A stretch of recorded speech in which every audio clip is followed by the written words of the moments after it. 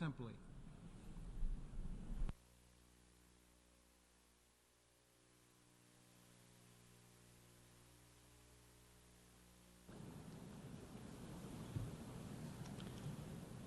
Mr. President, members of the Assembly, guests and friends, thank you for the opportunity to address this Assembly. It is my honor to speak to you as the Prime Minister of Grenada and the Chair of the Caribbean Community, CARICOM. Mr. President, before I get into the core of my remarks, allow me to draw to your attention two hemispheric issues that require the attention of this Assembly. The first issue is that Cuba continues to face severe economic hardships. While Grenada and CARICOM welcome the United States' decision to remove Cuba from its list, and I quote, of states not cooperating fully, unquote, in the fight against terrorism, Cuba remains on the American list of state sponsors of terrorism, and the U.S. blockade remains in place. CARICOM is deeply troubled that the Cuban people have been forced to endure this 60-year imposition, which serves no constructive purpose and continues to harm the people of Cuba. We reiterate our call for the removal of Cuba from that list and the end of the blockade. Secondly, there is an urgent humanitarian crisis in Haiti, marked by acute food insecurity and a challenging security situation. We are grateful to Belize and Jamaica for sending security personnel to support the Kenyan troops, but the funding of the multinational security support mission remains critical. We are deeply interested in the United States' proposal to transition this mission into a formal United Nations peacekeeping operation. But regardless of the approach, we call on the international community to do its part to support the MSS mission and to alleviate the humanitarian crisis, especially by helping Haitian children's access to education. Haitians understand that the future of their country begins with investing in their youth. Thank you for consideration of these two important matters. Mr. President, my message today is simple. It can be summed up in one word: resilience. It is a trendy term, I realize. But for 16 million people in the Caribbean community, resilience is not merely a buzzword. It is the definition of daily life.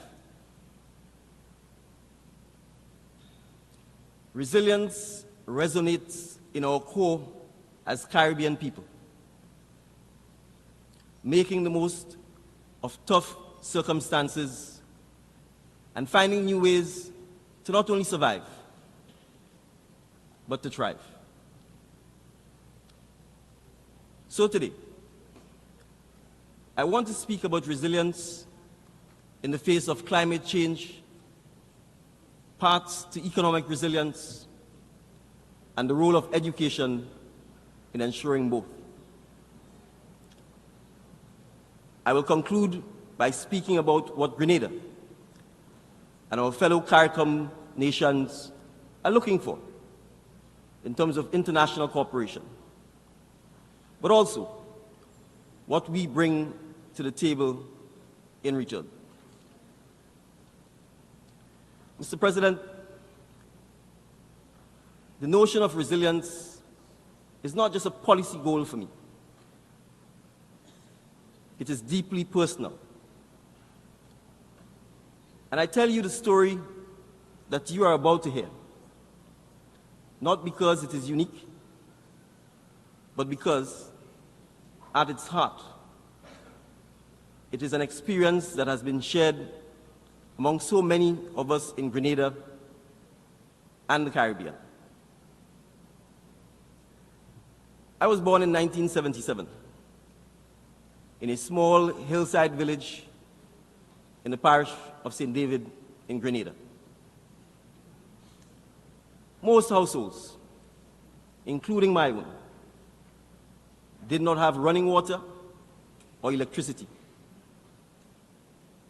We would walk to the public standpipe to fetch water in buckets. In my small agricultural community, the people I lived with worked the land or took up domestic work in town. At the time,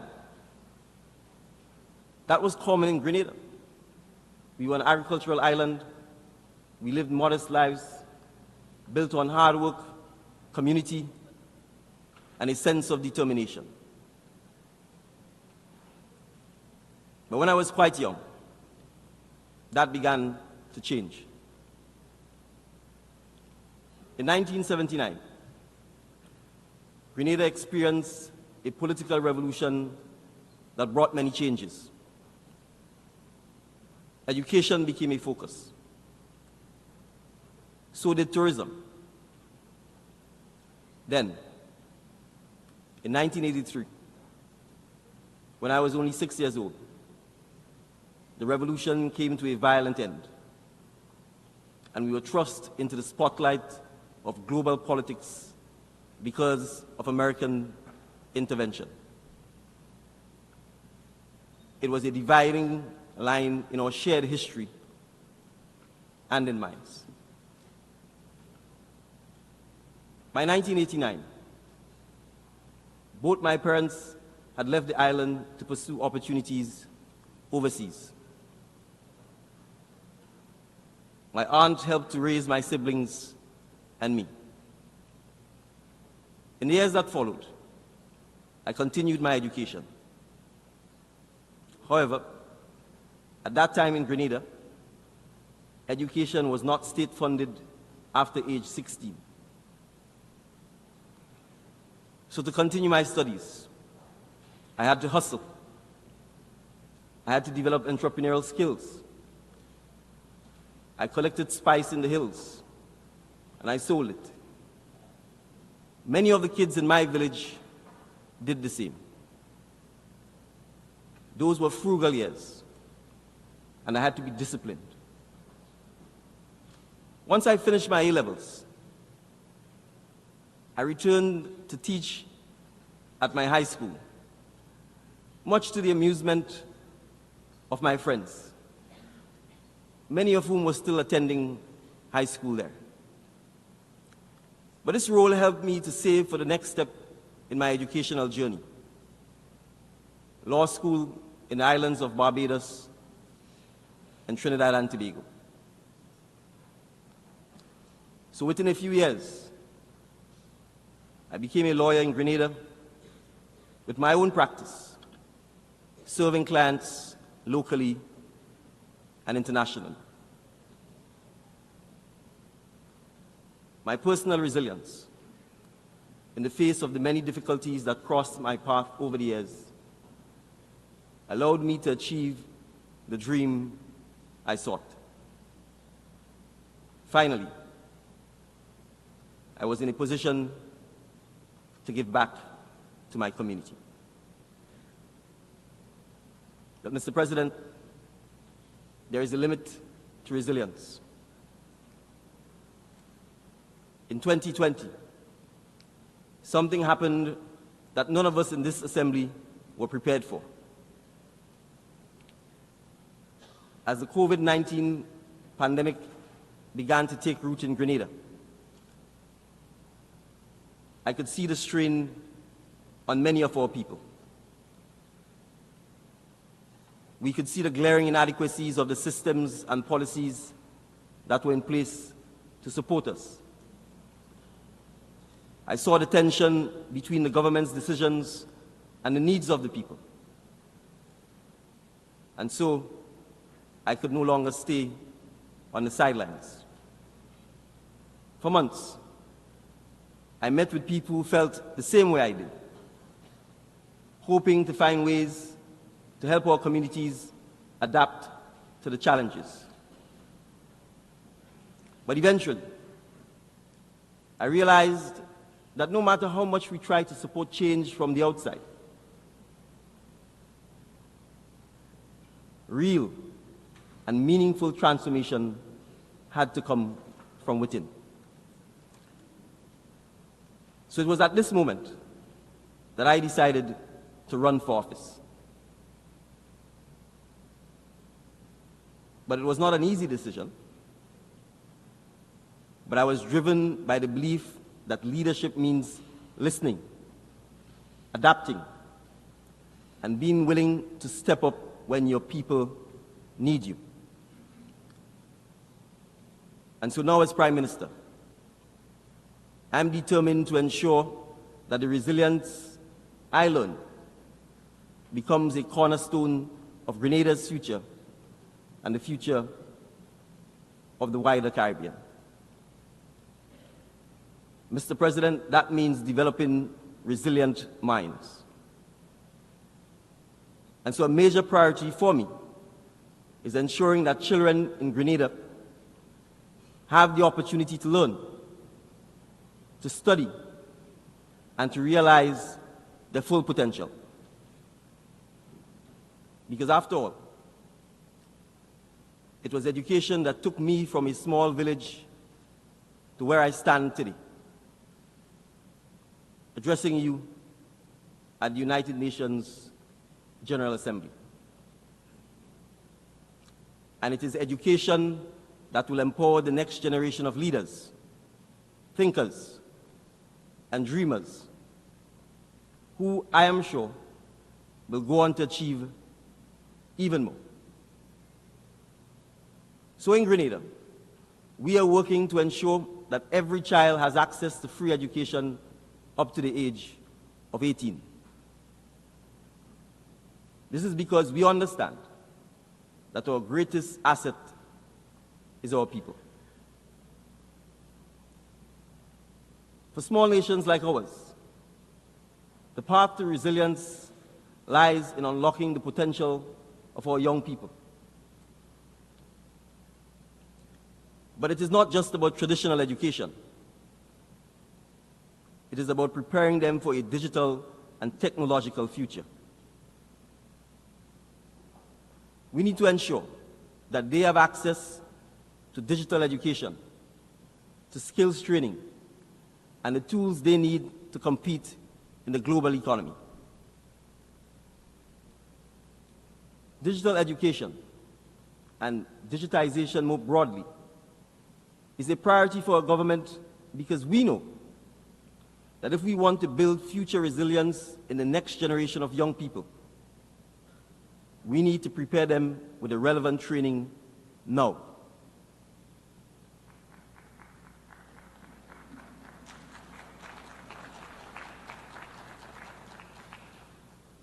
So at a time where it is possible to work in any market in the world, from anywhere in the world,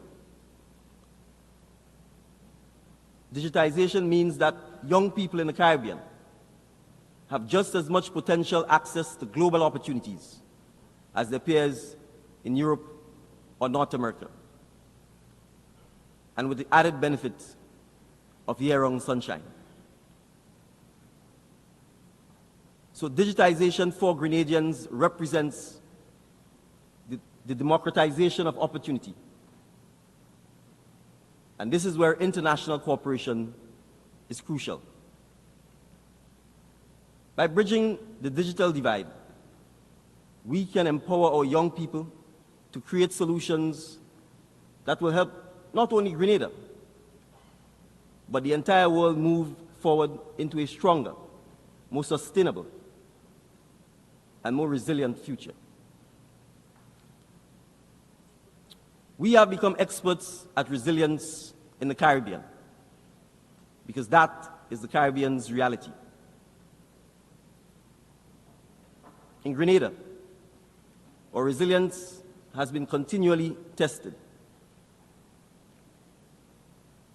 One of our most challenging moments in recent history came in 2004 when Hurricane Ivan devastated the island, leaving destruction in its wake and forcing us to rebuild from the ground up. Less than 1 year later, we were struck by Hurricane Emily. And so we borrowed heavily. And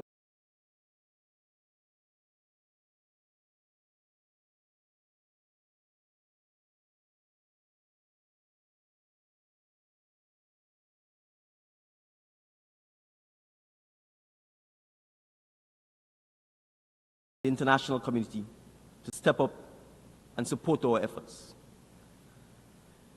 We are asking for more than just financial aid. We are looking for partnerships where we can work together on climate adaptation. Because we believe the resilience we are building today, through technology, through innovation, through partnerships, can serve as a model for others. My friends, we are a living lab on the front lines of global climatic challenge. Let us help you. To paraphrase a famous tourism slogan, what happens in Grenada does not just stay in Grenada. The lessons we are learning can help nations facing their own climate crises, from wildfires in Canada to flooding in Europe. Join us in testing ideas and technologies that can make a difference beyond Grenada. So in concluding, Mr. President, friends, colleagues, resilience is not something that can be built overnight. It requires partnerships, innovation, and a shared commitment to a better future. Today, I invite the international community to join us. We are asking for the $100 billion promised to support climate adaptation and mitigation to be met. Partnership, in our case, requires concrete financial support to help us rebuild with greater resilience. But beyond that, we are also inviting the international community to partner with us so that we can share our experiences and learn from one another. In return, we offer our lessons in resilience. We offer the knowledge that comes from living with and dealing with the worst of climate change, from building back after devastation, and from finding innovative policies and programs to secure a digital future. Grenada, CARICOM, stand ready to share these lessons with the world. Because, my friends, resilience is not just about surviving a storm. It is about ensuring that together we emerge from it stronger, more united, and more understanding of each other than ever before. Mr. President, I thank you for the opportunity to address this August Assembly.